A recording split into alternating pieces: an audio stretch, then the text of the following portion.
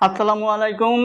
Cricket যে বিশ্বকাপ আছে সেই বিশ্বকাপের আমরা যে কয়েকটা স্পেশাল ম্যাচ যেগুলা বলেছিলাম, সেই স্পেশাল ম্যাচের মধ্যে অন্যতম হচ্ছে এই সেমিফাইনালে ইংল্যান্ডের মুখোমুখি যে ভারতের ম্যাচটা আছে সেটাই।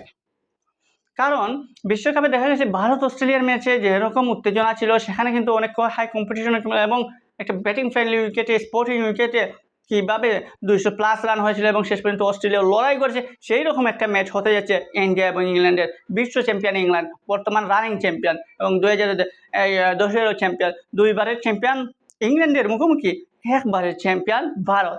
টি-20 বিশ্বকাপের শুরুতেই বিশ্বকাপ জয় করেছিল ওই ভারত, যেখানে পাকিস্তানকে হারিয়ে তারা প্রথম শিরোপা স্বাদ পায় এবং দীর্ঘদিন পর তারা শিরোপার খরায় ভুগছে। দীর্ঘদিন পর তাদের অনেক ক্যাপ্টেন চেঞ্জ হয়েছে, দল চেঞ্জ হয়েছে, কিন্তু তারা শিরোপাটা পায়নি।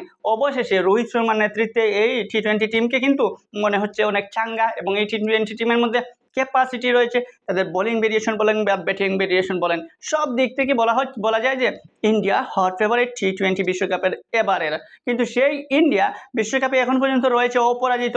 সাথে তাদের অপোজিট পার্টি যারা রয়েছে ইংল্যান্ড ক্রিকেট টিম, যারা একসময় সুপার 8 থেকে বাদ পড়তে যাচ্ছিল, গ্রুপ পর্বতেও তারা একসময় ঢুকছিল, কিন্তু সেখান থেকে কামব্যাক করেছে তারা বড় বড় কয়েকটা ইনিংসের মাধ্যমে এবং কিছু ম্যাজিক্যাল তাদের খেলা দেখিয়ে। সেই ইংল্যান্ডের মুখোমুখি ভারতের যে বোলাররা রয়েছেন তারা কতটুকু পরীক্ষা দিতে পারবেন এবং বোলাররা কতটুকু পরীক্ষা নিতে পারবেন বাটলারদের, সেটা দেখা যাবে। বাটলার ফর্মেও ফিরে এসেছেন। বাটলার লাস্ট ম্যাচে যেভাবে তিনি কামব্যাক করেছেন সেটা আসলে অন্যান্য বোলার যারা আছে তাদেরকে একটু হলে চিন্তায় রাখতে হবে। কারণ বাটলার যেদিন খেলেন সেদিন একাই খেলেন। শুধু বাটলার নয়, ভারতের রোহিত শর্মাও ফিরেছেন ফর্মে, সেঞ্চুরি মিস করেছেন গত ম্যাচ অল্পের জন্য।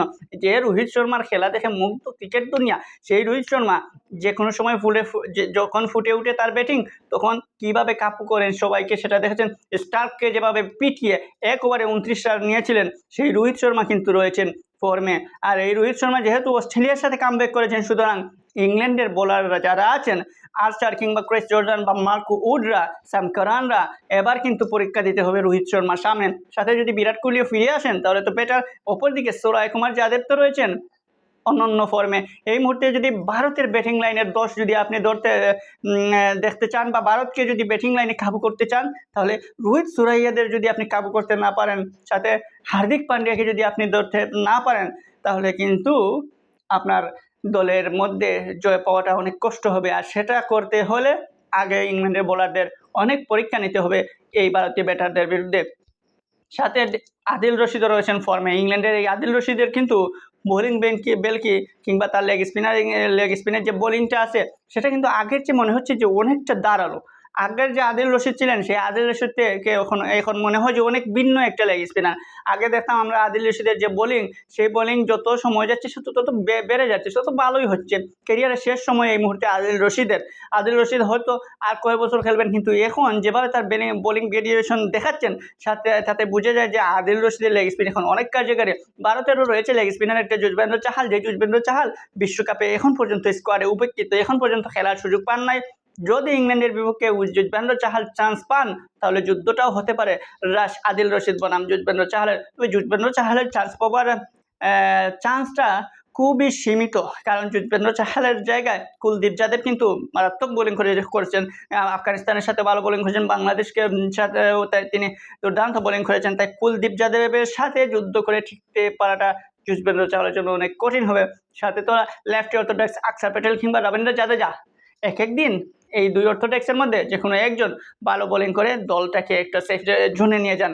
সেক্ষেত্রে বলা যায় যে ইন্ডিয়া এবং ইংল্যান্ডের ম্যাচটা অনেক জমজমাট হবে, এবং ভারতবর্ষ এবং ইংরেজদের মধ্যে খেলা, এই ভারতীয় এবং ইংরেজদের মধ্যে খেলায় নজর থাকবে সবার।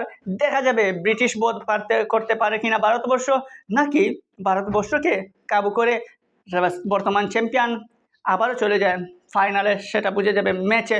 তবে মজাদার এই ম্যাচটা আরও জমিয়ে তুলবে দুই দলের দুই ক্যাপ্টেনের কারণে, কারণ দুই বিধ্বংসী ক্যাপ্টেন যখন যদি জেগে উঠেন, তাহলে ম্যাচটাও আরও আকর্ষণীয় হয়ে উঠবে।